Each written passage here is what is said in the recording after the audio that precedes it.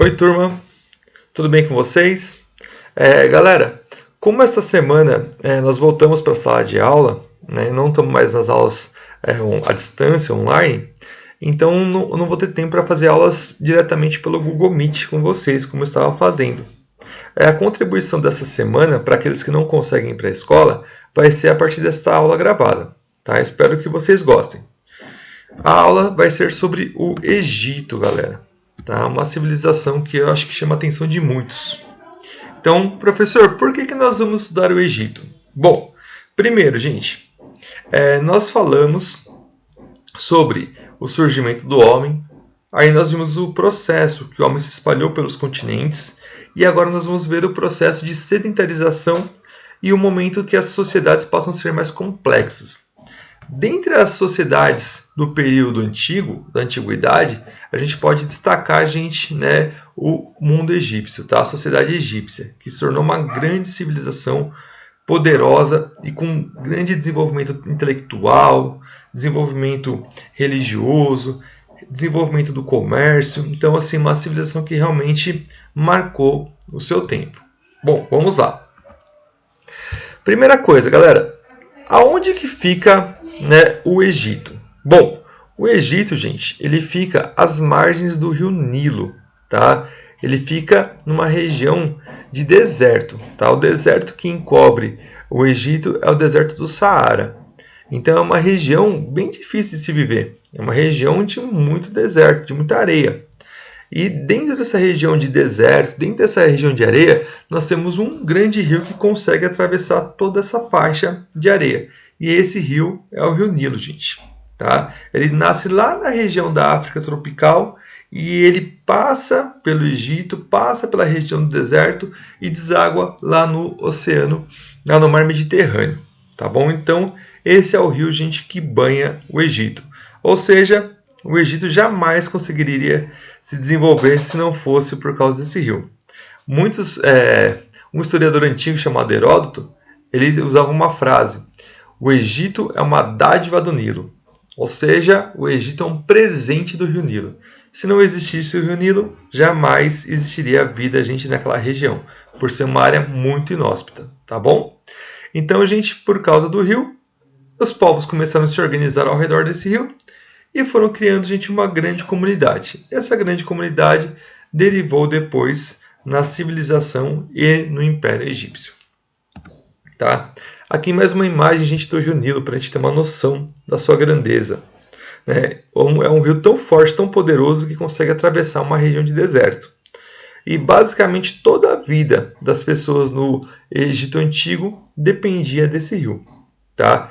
O rio tem os seus períodos de seca, que ele fica bem estreitinho. Ele tem os seus períodos de cheia, que ele toma muitas vezes a região de areia. Isso é algo importantíssimo porque ele carrega nutrientes de outras regiões da África para essa areia, transformando essa areia em uma coisa rica de nutrientes, possibilitando a produção e a plantação de trigo, de sorgo. E depois tem um momento que ele afina, que é o momento que se faz as plantações, e espera a gente novamente o próximo ano para fazer novamente o mesmo ciclo. Esperar a cheia, baixou a cheia, fazer as plantações, colher as plantações e passar pelo período de seca, que é o momento mais difícil. Mas o rio, gente, ao mesmo tempo, ele traz nutrientes, ele traz muitas vezes a água, ele é um meio de transporte, mas o rio também não só traz coisas boas, tem algumas coisinhas também que são complicadas ao redor do rio Nilo. Uma que a gente pode destacar, gente, é a mosquinha tsetse, que ela vive nessa região da África. E ela é muito comum encontrada na região próxima ao rio Nilo. Essa mosquinha, pelos antigos egípcios, ela era chamada de a mosquinha do sono. Tá? Porque quando as pessoas eram picadas por essa mosquinha, elas ficavam sonolentas, elas ficavam cansadas. Então, a mosquinha tsetse, tá, é a mosca que transmite a malária. É uma doença febril, deixa as pessoas extremamente cansadas, moles, e também é muito comum, gente, que pessoas faleçam por causa da doença. Tá bom? Gente, além deles, além da mosquinha tsetse, nós podemos destacar também, gente, o crocodilo. Tá? O crocodilo do Nilo. Tá? Que é esse cara grandão aí. Então, o Nilo, gente, ele tem água doce, muito boa. né, traz peixes, mas também tem alguns animaizinhos meio perigosos. Tá? Não indico nadar no Nilo. E esse cara aqui bacana também, que é o hipopótamo. Tá? Então, gente, o Nilo, percebam, ao mesmo tempo ele é a riqueza do Egito e ao mesmo tempo, gente, ele requer muitos cuidados, tá bom? Além, gente, que a gente pode destacar do Rio Nilo, a gente pode destacar também as grandes construções feitas pelos egípcios antigos, como as pirâmides. As pirâmides são, na verdade, locais para guardar os sarcófagos de pessoas importantes e poderosas da sociedade egípcia.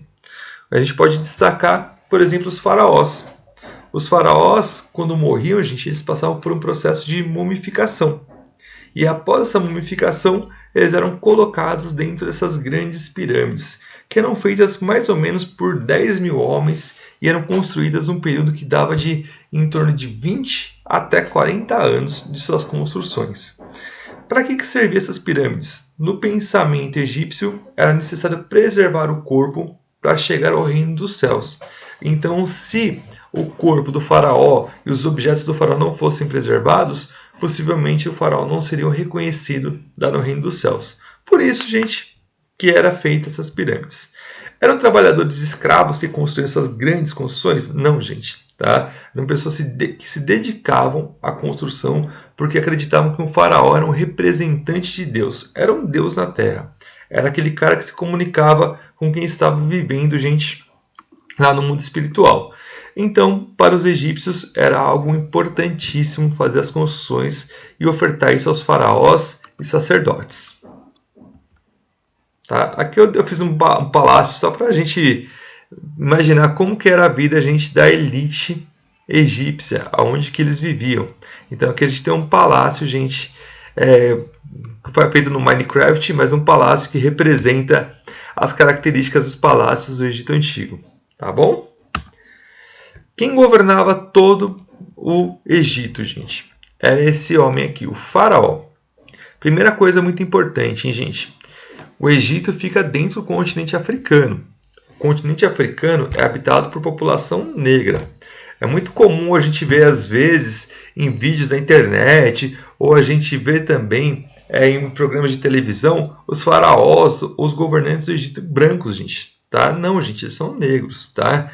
Então, povo negro, egípcio, africano, que fez essas grandes construções, que criou uma das maiores civilizações do mundo.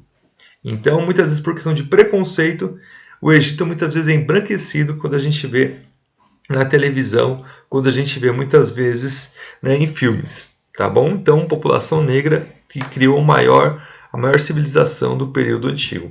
Tá certo? Bom, então o faraó. Tá? O faraó, gente, ele era o governante maior. Ele era considerado um representante dos deuses. Tudo que o faraó falava, gente, era considerado uma lei. E tudo aquilo que ele proibia, gente, era certamente aceito. Ou seja, ninguém questionava o faraó.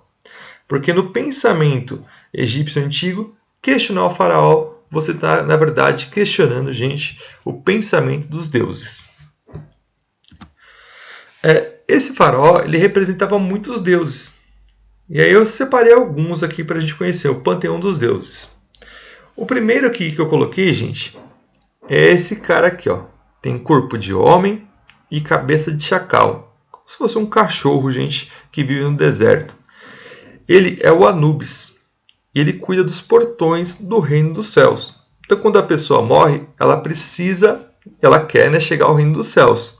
Mas o Anubis fica lá na frente do portão. E ele espera todo mundo chegar. Quando a pessoa chega, ela tem que dar o seu coração para ele. E ele pesa o coração.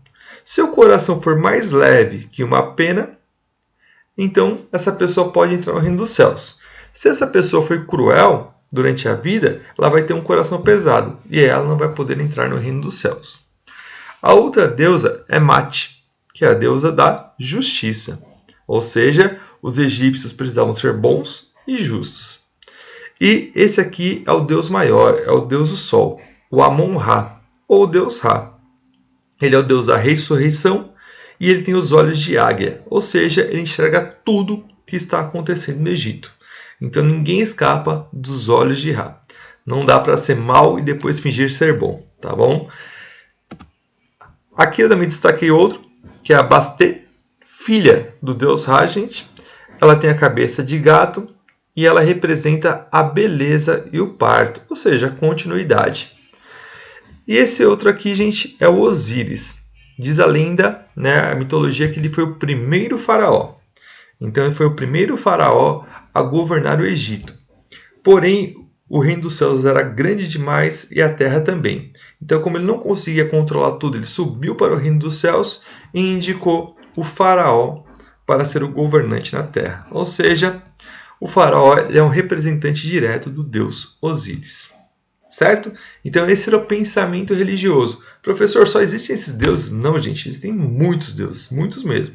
Porém, eu destaquei alguns aqui, mas se vocês quiserem pesquisar, estudar a dica do professor, procura na internet que vocês vão encontrar vários deuses interessantes da mitologia egípcia. Bom, vamos falar um pouquinho sobre a vida dos trabalhadores. Como que era a vida das pessoas que viviam, gente, no Egito? Aqui é uma construção urbana, gente, de pessoas simples, tá? De trabalhadores da cidade. Diferente daquele palácio gigantesco onde o faraó vivia, as pessoas viviam muitas vezes em casas comunitárias. Tinha uma cozinha, que era muitas vezes dividida pelas pessoas. As casas costumavam ser feitas de barro, havia um pátio central e havia o piso superior, que era onde muitas vezes as pessoas ficavam durante a noite. O Egito faz muito calor, gente, é uma região de deserto. Então, eles costumavam ficar na parte superior da casa, porque era um lugar menos abafado e as pessoas ficavam mais à vontade para conversar e para descansar um tempo, tá bom? Então, gente, essa era a casa, normalmente a moradia de um trabalhador egípcio. Diferente daquele palácio enorme que era aonde habitava, gente, o faraó. Tá?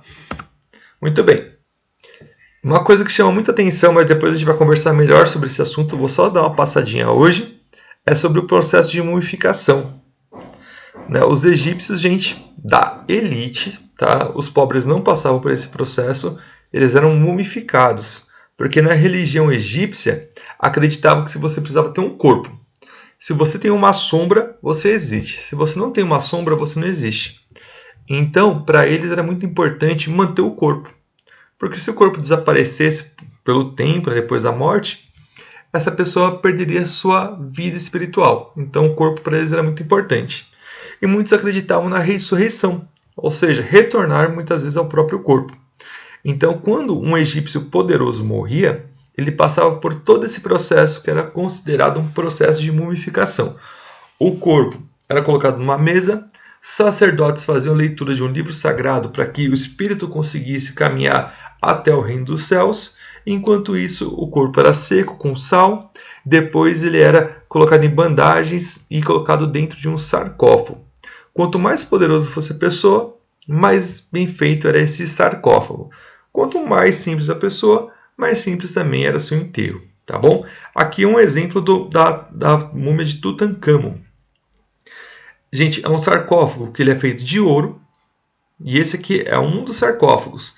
É um sarcófago de ouro que estava dentro de outro sarcófago, dentro de outro, ou seja, são 3 sarcófagos de ouro, e aí dentro dele estava o corpo de Tutancâmon, com uma máscara mortuária também feita toda de ouro, gente. Então, os ricos tinham um enterro digníssimo, eram colocados sarcófagos e depois dentro das pirâmides. E as pessoas pobres, gente, infelizmente, ou eram enterradas dentro de casa, ou tinham enterros muito simples, muito humildes, e aí eles acreditavam que quando o corpo desaparecia, a alma da pessoa também desaparecia. Então, quanto mais preservado o corpo, maior a vida espiritual. Nós temos múmias, gente, que datam de mais de 5.000 anos. Estão até hoje, gente, praticamente intactas, perfeitas. Tá bom? Além de pessoas mumificadas, também eram mumificados muitas vezes gatos e outros animais que eles consideravam sagrados. No mundo egípcio, era possível, no pensamento religioso, ou você retornar ao próprio corpo, ou você também retornar, gente, em forma de um animal. Espero que vocês tenham gostado da explicação inicial sobre o Egito e na próxima aula nós conversamos mais. Um abraço do professor Rafael. Anotem curiosidades e dúvidas que depois eu vou tentar respondê-las para vocês, tá bom, gente? Um abração.